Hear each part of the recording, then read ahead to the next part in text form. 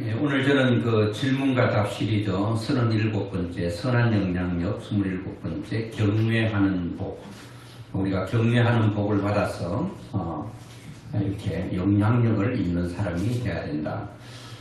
특별히 오늘은 그 추석이 시작되는 주일이죠. 그럼에도 불구하고 출타한 성도들도 있습니다. 하나님께서 그들이 어디 있든지 하나님께서 지켜주시고 보호해 주시기를 바라고, 또 이 추석이 시작되는 연휴에 여러분들께서 또 주일날 나오셔서 하나님께 예배드리는 여러분들을 진심으로 또 사랑하고 축복합니다. 우리가 추석하면 생각나는 것들이 많이 있는데, 특히 이제 들녘에 보면 저도 이렇게 지나다니다 보니까 이제 벼들이 다 익어서 고개를 숙이고 제 주인한테 이제 추수하셔서 맛있게 드십시오 하고 주인에게 오히려 인사하는 것 같은 느낌이 들어요. 고개를 다 숙이고 있습니다. 이제 햇살이 나오죠. 이곳 산에는 이 햇밤들이 또 나옵니다. 그리고 뭐 배라든지 사과라든지 또 포도라든지 아주 여러 가지 것들이 많이 또 달리고 수확하는 계절이기도 합니다. 그런데 이런 열매들은 스스로 열매를 맺을 수 없다는 사실입니다.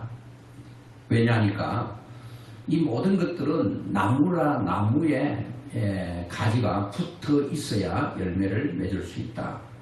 그런데 나무에 붙어 있는 열매도 하나님께서 적당한 바람과 또 기후 또 비바람을 줘서 이렇게 열리게 된다는 겁니다. 아무리 농부가 여러 가지 묘목을 심고 또 곡식을 심어도 하나님께서 열매 맺게 하지 않으면 열매가 맺힐 수가 없다고 하는 것입니다. 우리의 인생도 마찬가지예요. 우리가 열심히 수고하고 노력한다고 다 인생이 되어지는 것은 아닙니다.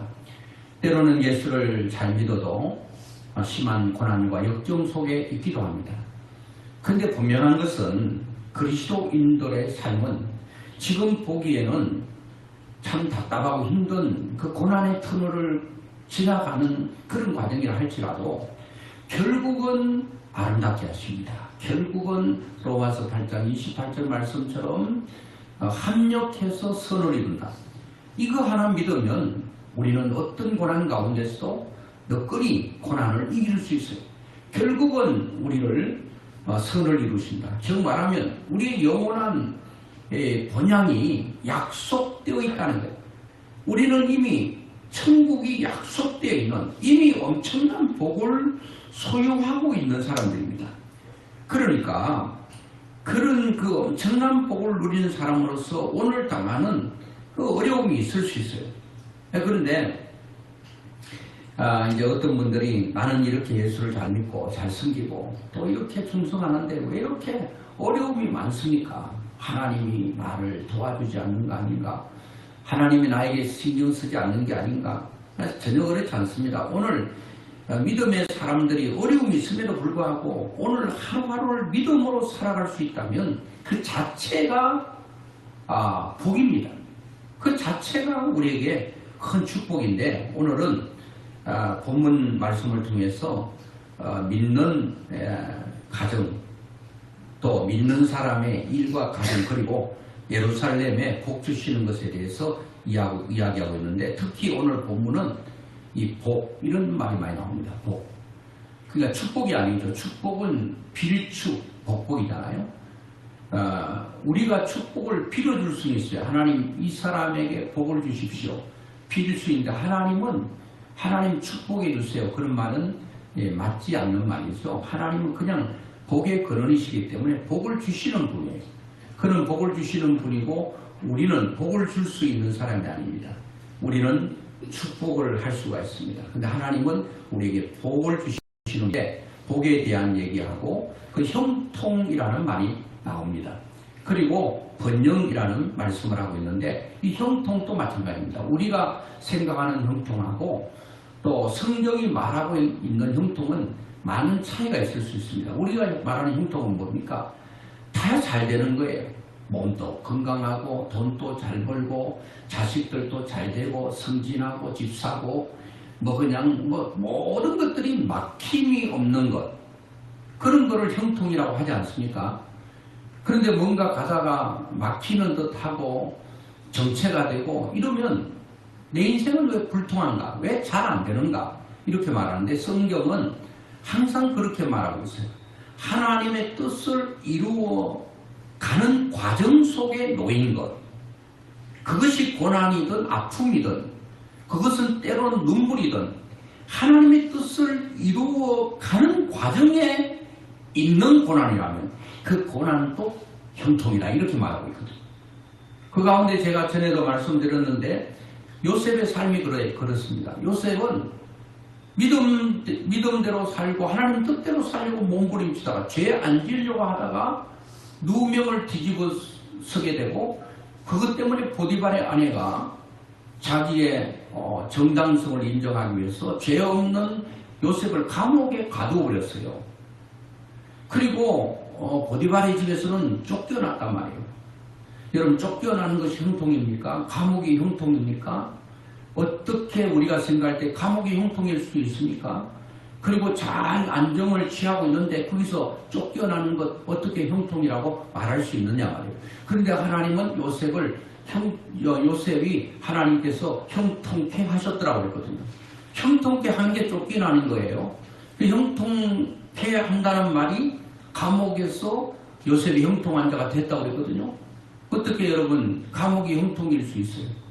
아니잖아요. 그런데 요셉은 지금 하나님의 큰 뜻을 이루기 위해서 때로는 쫓겨나는 아픔, 그리고 감옥에 가는 그런 서글픈 일들이 세계 가운데 일어나는데, 그래도 결국은 하나님의 종국적으로 하나님의 뜻이 이루어지는 그 과정에 놓여 있거든요. 그러니까 형통하다라고 말하거든요. 자, 그래서 우리는 형통이라고 말을 할 때 뭔가 잘 되고 풀리고 뭐 어려움이 없다, 이런 것만 형통이 아니라 오늘 여러분들이 믿음으로 사는데도 어렵다, 그 어려움을 잘 극복하고 있는 이 순간이 여러분들에게는 하나님 보실 때는 너는 형통한 자리에 있다, 이렇게 말씀하고 있거든요. 그래서 형통이라는 말도 세상 사람들이 말하는 것과 좀 다를 수 있다는 겁니다. 오늘 그래서 복이라는 단어를 오늘 시편 우리가 128절 읽었잖아요. 4번 정도 나오는데 1절에도 보니까 뭐라고 말합니까? 복이 있도다. 2절에는 내가 복되고 형통하리로다. 4절에 보니까 복을 얻으리로다. 5절에 내게 복을 주실지어다. 이 하나님의 마음이에요. 제가 하나님의 본심에 대한 설교도 했는데 하나님은 우리가 복이 있다고 말합니다. 너가 내 자녀이기 때문에 너는 이미 복이 있다. 그리고 내가 복되고 형통하리로다. 내가 또 복을 얻으리로다. 우리는 하나님 안에서 복을 얻는 존재로. 자, 그리고 내게 복을 주실지어다 라고 감탄하며 축복하고 계십니다. 하나님은 이렇게 하면서 너는 축복된 존재야. 너는 번영하고 형통하고 그리고 너는 모든 삶이 잘 돼. 이러면서 하나님께서 감탄하면서 복을 주고 있다는 겁니다. 그래서 여기서 사용된 복은 예세르라고 하는 이 히브리어 단어인데 여기 보니까 감탄사예요. 얼마나 행복한가, 얼마나 축복인가, 이런 의미예요. 그러니까 하나님께서 우리에게 이렇게 복에 대한 얘기할 때, 우리가 생각할 때 얼마나 행복한가, 하나님께서 우리를 이렇게 축복하기를 원하니 얼마나 행복한가, 또 얼마나 큰 축복인가, 이 막 감탄이 나오는 거예요.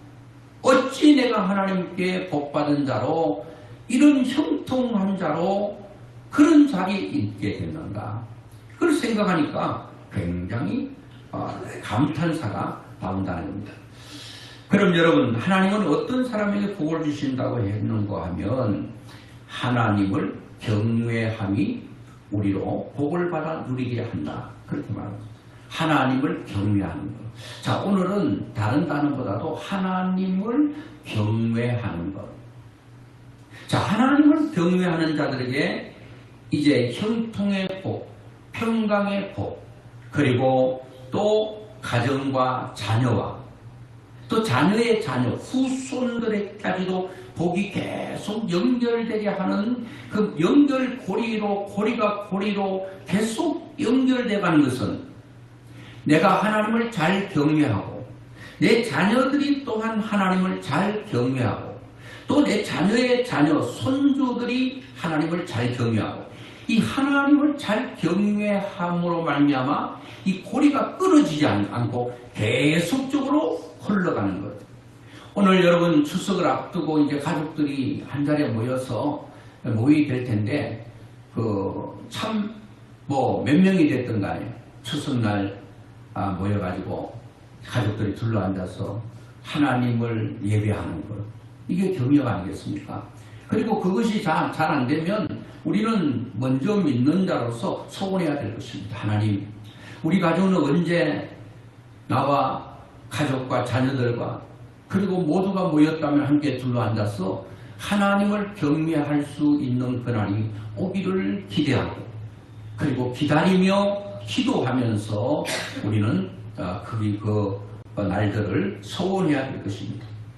오늘 여러분 말씀을 들으면서도 추석이 되면 나는 나 혼자 그냥 성경책 펴놓고 찬송 몇 장 부르다가 그냥 혼자 끝내는 그렇게 되면 마음이 굉장히 무겁잖아요. 그래서 오늘은 우리 가정들이 다 가족들이 한자리에 모여서 하나님을 예배하는 이 경외라고 하는 말을 또 이제 좀 설명을 좀 드리려고 하는데요. 자, 오늘 1절을 같이 한번 보겠습니다. 1절 시작. 여호와를 경외하며 그의 길을 걷는 자마다 복이 있도다. 4절 여호와를 경외하는 자는 이같이 복을 얻으리로다. 자, 여기서 여호와를 경외하는 자라고 하는 것은 이 경외는 여호와를 두려워한다. 그런 뜻이거든요. 두려워한다는 것이 하나님께서 나에게 막대기를 들고 몽둥이를 들고 두드리 패기 때문에 무서워서 두려워하는 것이 아니라 우리가 뭔가 좀 우리 그 사람들 중에도 좀 존경스러운 사람 앞에 가면 나도 모르게 뭔가 그 위험 앞에 그 권위 앞에 조금 이렇게 옷깃을 여미는 것 듯한 그런 것이 바로 두려워하는 것으로 표현되어 있다. 하나님을 두려워하는 마음으로 섬기는 것, 이게 경외입니다. 하나님을 두려워하는 마음으로 섬기는 것. 무서워서 섬기는 게 아니에요. 뭔가 나에게 뭔가 심판할 것 같아서 하나님을 섬기는 게 아니에요. 하나님이 너무 귀하시고 너무나도 선하시기 때문에 그 엄청난 하나님 앞에 나도 모르게 그분 앞에 존경의 의미로 하나님을 섬기는 것, 그 기쁨으로 섬기는 것, 그것이 바로 하나님을 경외한다라고 하는 뜻이죠. 그래서 어떻게 보면 이 하나님을 사랑하는 자, 하나님의 그 사랑 앞에 우리는 이렇게 너무 그 큰 권위 앞에 나도 모르게 하나님 앞에 거룩한 분이기 때문에 죄인된 우리가 그 앞에 설 수 없는 존재.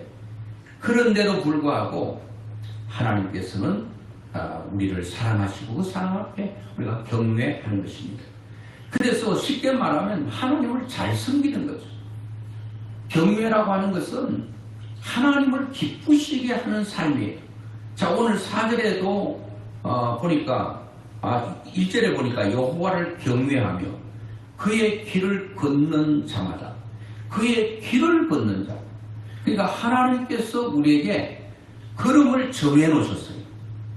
한 발자국 그 눈 위에 발자국을 찍어 놓듯이 찍어 놓으면 하나님께서 내 인생에 찍어놓은 발자국을 나도 똑같이 그 하나님께서 내 인생에 이렇게 오락가라고 하신 그 걸음을 찍어놓은 그 걸음대로 그대로 밟고 지나가는 것. 그게 바로 그의 길을 걷는 자. 자, 하나님을 경외하는 자는 하나님을 섬기고 그렇게 하는 사람들은 하나님께서 나에게 인생을 찍어놓은 이렇게 오라고 할 때 그대로 가는 자는 뭐가 있다고요? 복이 있다. 이렇게 말합니다. 그 하나님께서 어떤 인생은 두 부류의 인생이 있죠. 한 부류는 하나님께서 찍어놓은 대로 그 걸음대로 걷는 자는 복이 있는데 어떤 사람은 하나님께 다 찍어놔도 아이고 나는 그렇게 안 걸을래요. 안 걷는 거예요. 왜요? 별로 가기 싫거든요. 별로 가고 싶지 않거든요. 그래서 오늘 우리는 하나님을 두려워하는 또 하나님을 경외하는 이런 마음이 우리에게 있어야 된다는 거예요. 그러니까 하나님을 존경하고 가까이 하고 싶은 마음이 경외하는 마음. 하나님이 너무 존경. 여러분 좋은 사람은 가까이 하고 싶어요? 멀리 하고 싶어요? 물어보나 마나 바보 같은 질문이지. 여러분 좋은 사람과는 가까이 하고 싶어요. 좋은 사람과 가까이 하고 싶어요. 오늘 하나님이 너무 좋은 사람, 하나님을 너무 사랑하는 사람은 하나님과 가까이 하고 싶어요. 그게 경외입니다. 여러분 자녀가 부모의 마음을 슬프게 하는 자녀들이 있어요. 아프게 하는 자녀들이 있어요. 그런데 우리가 어릴 때는 잘 몰라요. 부모님들이 하는 말씀이 있잖아요. 너도 애 낳고 어른이 돼봐라. 자녀들이 부모의 말 잘 듣지 않는 그런 자녀들에게 니도 나처럼 애 낳고 한번 엄마가 돼봐라. 여러분 어렵지 않아요. 부모를 경외하는 자녀, 그 어떤 자녀예요? 부모님 마음을 슬프게 하지 않아. 부모님 마음을 기쁘게 하지는 못해도 불편하게는 하지 않아. 마음을 편하게 해줘. 이런 자녀는 최고지. 돈 뭉티 갖다 주고 막 날마다 괴롭게 하고 산이 중리 하면서 그렇게 얘기하면 아이고 차라리 돈 뭉탱이 갖다 주지 말고 마음 좀 편안하게 해주라. 그러거든요. 오늘 하나님을 경외하는 자는 하나님의 마음을 기쁘시게 하는 거예요. 어떻게 하는 것이 하나님을 기쁘시게 하는 것입니까? 하나님을 사랑하고 그 하나님이 원하는 대로 사는 거예요. 자녀는 어떻게 부모님을 섬길 수 있죠? 경외할 수 있습니까? 부모님이 원하는 대로 하면 돼요. 그런데 요즘 그렇게 하는 사람들이 부족 많지 않다는 거예요. 오늘 하나님을 가까이 하고 하나님을 존경하는 표로 오늘 우리는 주일날 이 자리에 나와서 하나님을 예배하고 있는 것입니다. 예배는 프로스케오라고 하는 말인데 존경과 사랑의 마음으로 가까이 나가 입맞추다 그런 말이에요. 여러분 부모와 자녀가 좋으면 막 껴안고 뭐예요? 입맞추잖아요. 이거는 어떻게 보면 하나님을 어떻게 입맞출까? 그 정도로 너무 사랑하고 너무 좋아서 달려가서 안고 그리고 가까이 가서 입맞추는 것, 이게 예배라고 하는 거예요. 그래서 여호와를 경외하며 그의 길을 걷는 자는 복이 있다. 여러분 나무가 그냥 살아있다고 다 열매 맺는 거 아니죠. 제가 서론 부분에 말씀드렸다시피 포도나무라고 다 여러분 극상품의 포도 열매를 맺지 않아요. 여러분 모든 걸 심었다고 다 결실하는 거 아니에요. 태풍이 오고 병충해가 오고 여러분 그러면은 절단 나잖아요. 곡식도. 그러니까 근본적으로 보면 우리가 뭐를 자랑하고 뭐를 할 건 아무것도 없어요. 다 하나님께서 해주시는. 우리는 땀 흘리고 수고하고 심고 여러분 열심히 노력하는 것 뿐이에요. 탐스럽게 열매 맺게 하시는 분은 하나님이시다. 그리고 자녀들이 참 속썩이지 않고 잘 여러분 마음에 들고 하면 내가 뭐 교육을 잘했니 뭘 했니 내가 나타나지 말고 하나님께서 자녀에게 은혜를 주시고 또 나를 사랑하셔서 이렇게 자녀를 통해서 골치 아프지 않고 이렇게 살 수 있는 것이 하나님의 은혜로구나. 이게 우리 마음속에 깊이 자리 잡고 있어야 돼요. 우리는 뭔가 좀 남들보다 나으면 뭐 자랑하고 싶어서 입이 건질건질해서 견디지를 못해요. 견디지를 못해요. 뭔가 좀 벌면은 또 벌었다고 야단법석입니다. 그런데 여러분, 내가 벌고 내가 뭐 있고 누릴 때, 내가 웃을 때 어떤 사람은 벌어보려고 노력하고 땀을 흘리는데 벌기는커녕 잃게 되는 아픔 가운데 있는 사람들도 많이 있다는 겁니다. 우리는 그들도 살필 수가 있어야 된다는 겁니다. 그래서 오늘 우리는 매 순간 하나님을 존경하는 마음으로 순종하고 가까이 주님께 나아가 주님께서 우리에게 오라고 한 그 길 따라서 하루하루를 살아가는 것, 그 자체가 여러분 믿음입니다. 하나님은 이것을 기뻐하신다는 겁니다. 어떤 사람은 내가 뭐 믿음으로 사는데 뭐 하나님께 도움될 만한 게 뭐가 있나, 천만에 그렇지 않습니다. 오히려 여러분 잘 되는 사람들이 여러분 믿음 생활하는 것보다도 참 힘들고 어려운 사람이 믿음 생활하기 더 힘들다는 거예요. 왜? 여러분 믿음이 뭐 있어서 잘 되는 사람도 있죠. 또 믿음이 있어도 또 어려움이 있는 사람이 있어요. 또 믿음이 없는데도 잘 되는 사람이 있어요. 잘 되면 뭐 사람들이 아이고 참 예수 믿더니 잘 된다고 이런 말이라도 들으니까 기분이 괜찮잖아요. 그런데 열심히 사는데도 힘들면 아이고 왜 예수 믿는 사람이 또 하나님을 믿는다고 하면서 왜 안 되냐 이렇게 말을 들을 때 얼마나 힘들겠습니까? 그럼에도 불구하고 믿음의 길을 포기하지 않고 그대로 수꺽수꺽 한 걸음 한 걸음을 걸어가는 그 자체를 하나님은 귀하게 보신다는 거예요. 내가 뭘 엄청난 걸 남기고 뭐 엄청난 걸 했어가 아니라 어떤 상황과 형편 가운데서도 변함없이 하나님께서 오라고 한 그 길을 묵묵히 걸어가는 자, 그런 자가 하나님께서 굉장히 귀하게 보신다는 겁니다. 여러분 그렇다고 해서 잘 되는 그것이 뭐 축복이 아니냐? 그렇잖아요.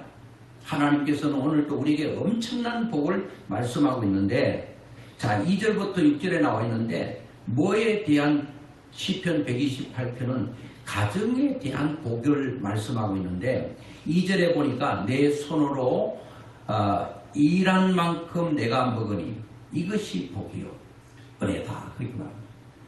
여러분 이것이 하나님께서 주시는 큰 복이요. 어떤 사람은 나는 일 안 해도 그냥 돈이 굴러들어와. 여러분 그거 어떻게 보면 진정한 축복이 아니에요. 내가 수고하고 땀 흘리고 노력하고 얻어진 것, 그것이 귀한 것이. 어떤 사람은 자랑합니다. 뭐 조물주 다음에 건물주라고 하는 말도 있어요. 여러분 그 여성들이요 누구인데 시집가려고 하는가 하면은 건물주에게 결혼하는 것이 그들의 일이에요. 왜? 뭐 때문에? 건물주는 돈 나오거든. 근데 돈이 최고인 거예요.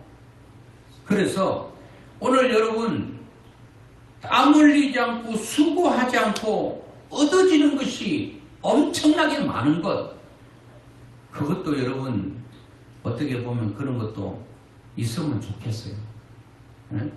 그런 것도 있으면 좋겠는데 저도 좀 지난번에 내가 수요일날도 그런 얘기 하는데, 야 하나님께서 목사에게 돈을 많이 주면 그 돈 가지고 좀 어렵게 사는 분 막 그냥 풍덩풍덩 막 주고, 집 없으면 집도 사주고 차가 필요하면 차도 사주고 막 그러면 얼마나 좋겠어요. 아 지금 명절인데 뭐 사과박스 사과 먹고 싶습니까? 사과 그냥 집으로 배달하고 배 먹고 싶어요. 배 배달하고 여러분 뭐 샤인 뭐 머스켓 그거 먹고 싶습니까? 그것도 한 박스가 아니고 막 2박스 3박스씩 막 문 앞에 갖다 주고 그러면 얼마나 좋겠어요.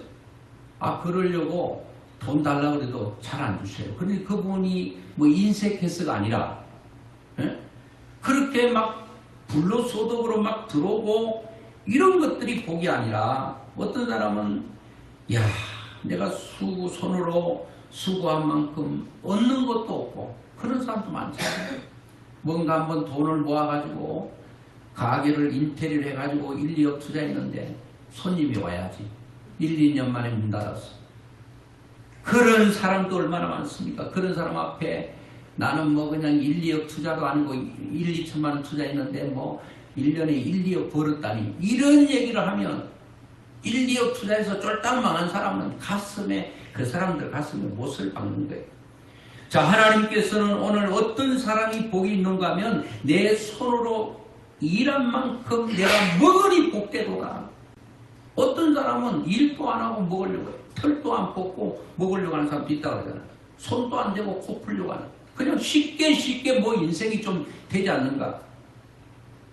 오늘 여러분들이 손이 수고한 대로 땀 흘려서 얻어지는 것이 있다면, 이야, 이게 복이다.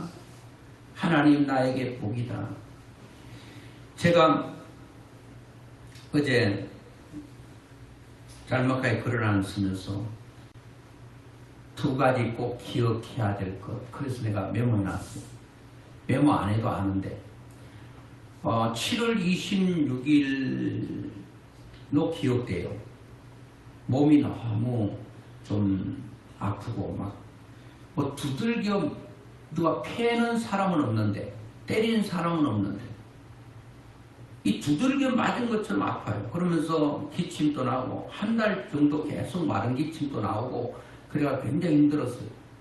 그 필리핀 제가 그 신학교 강의 갔잖아요. 19일날.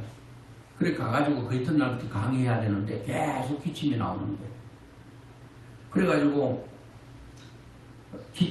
강의하기 하루 전날 저녁에 딱 자는데 이 느낌이 괜찮은 거예요. 기침도 안 나고 몸이 나섰다 이런 느낌이 드는 거예요. 아, 하나님께서 또 강의를 또 며칠 또 하루에 3시간씩 3번 하거든요. 근데 이제 강의 잘하라고 이제 이 강의도 이제 떨어지게 하고 몸도 괜찮은구나 하고 강의를 했어요. 그 이튿날부터. 강의를 할 때 기침도 안 나고 잘 지나갔거든요. 야, 하나님의 은혜가 참 감사하다. 야, 이렇게 여기서 필리핀에서 한국에서 한 달 동안 떨어지지 않는 감기가 드디어 떨어지는구나 생각했어요. 그리고 또 그날 밤 자기 전에 하나님, 이제 내일부터 강의를 하게 되는데 이렇게 감기 기침이 나지 않아서 감사합니다. 그렇게 했어요. 그런데 강의를 며칠 바짝 하고 끝났는데 이게 또 나갔던 감기가 다시 들어오네. 들어왔는지 이 속에서 긴장하고 있다가 이제 긴장이 풀려지니까 하는지 또 기침을 하기 시작하는 거예요. 그 한국에 들어가가지고 또 그런데 또 한 날 더 두들기 패고 맞은 것처럼 꼼짝 못하겠는. 이야, 그러면서 내가 생각했습니다. 야, 사람이 아파서 누워있는 그 고통보다는 내가 건강해서 열심히 일할 수 있는 것이 얼마나 축복이었는가.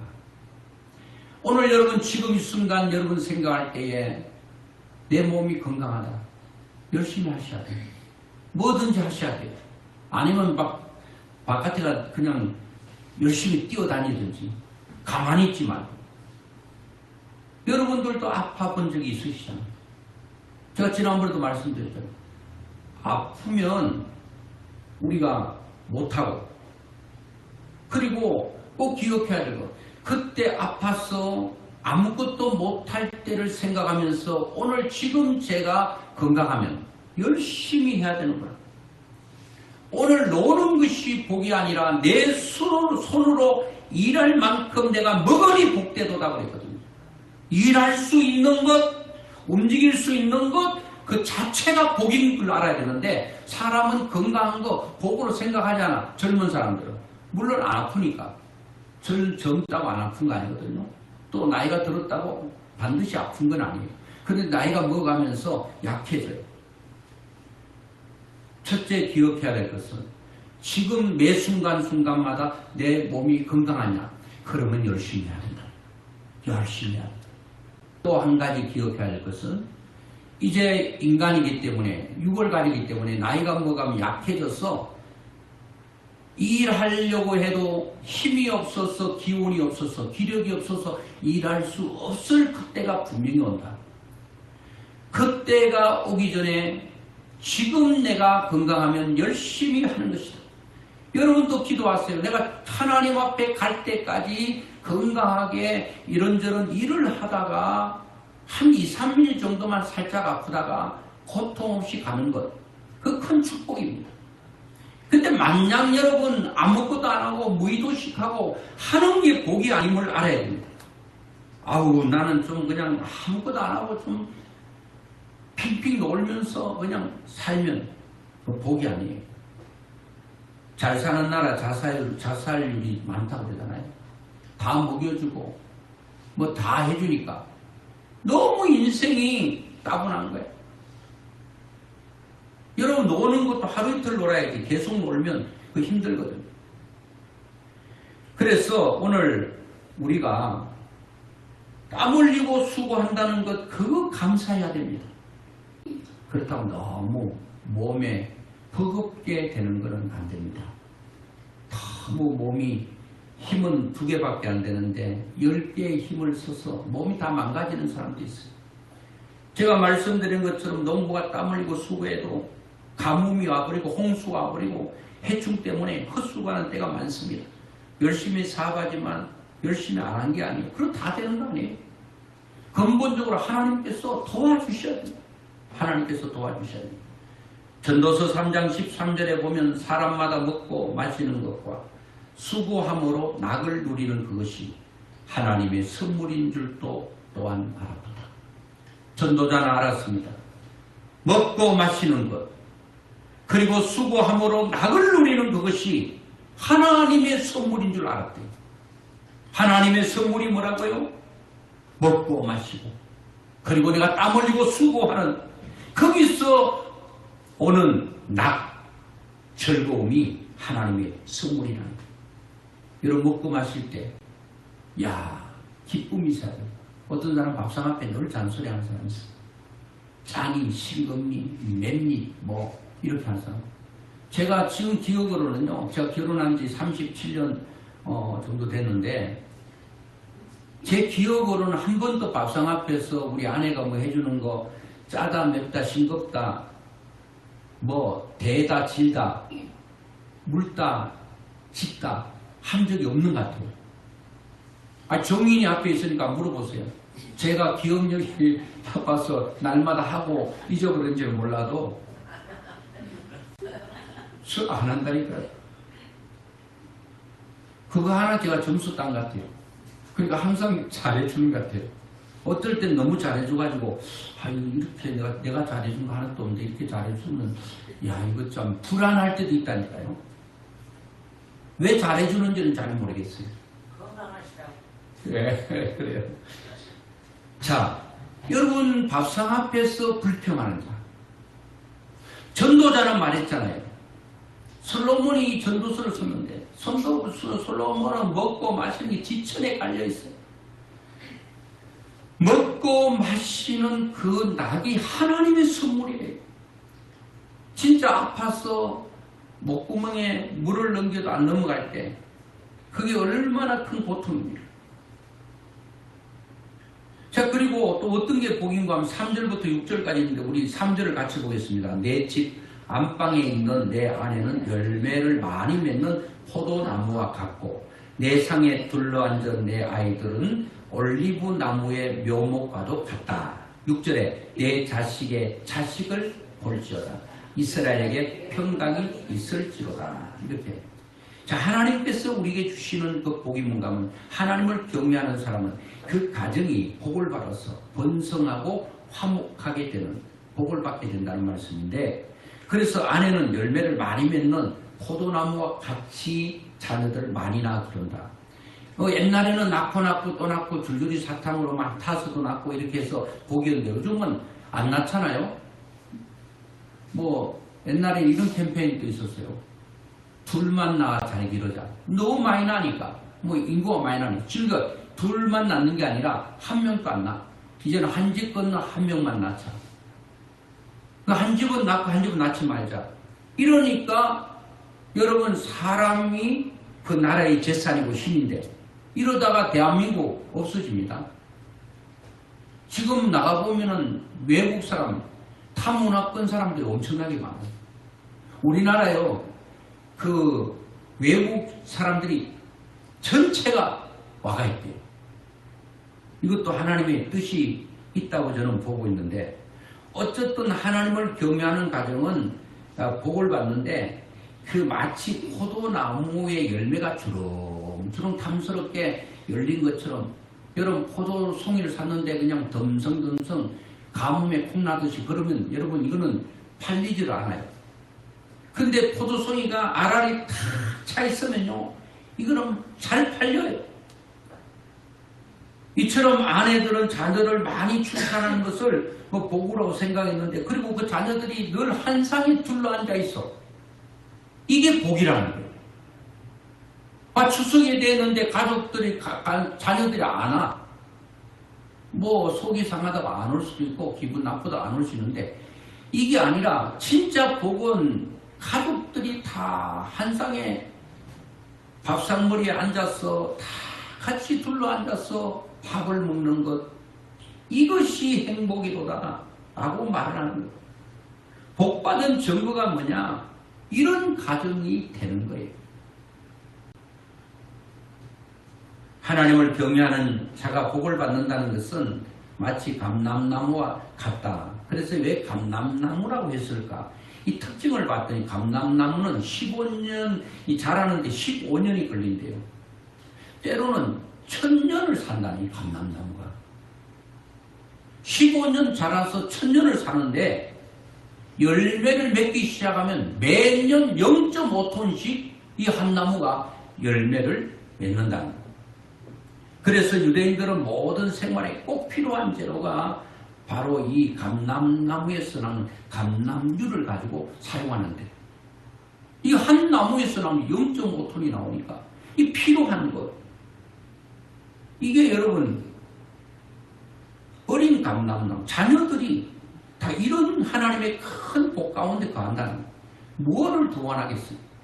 가족들이 모이면 하기해야 하고, 그냥 보면은 웃고 즐겁고 한 상에 둘러앉아서 먹고 마시는 즐거움과 기쁨 속에 사는 것, 뭐 엄청난 거를 뭐 끼고 걸고 뭐 해야 즐거움이 아니에요.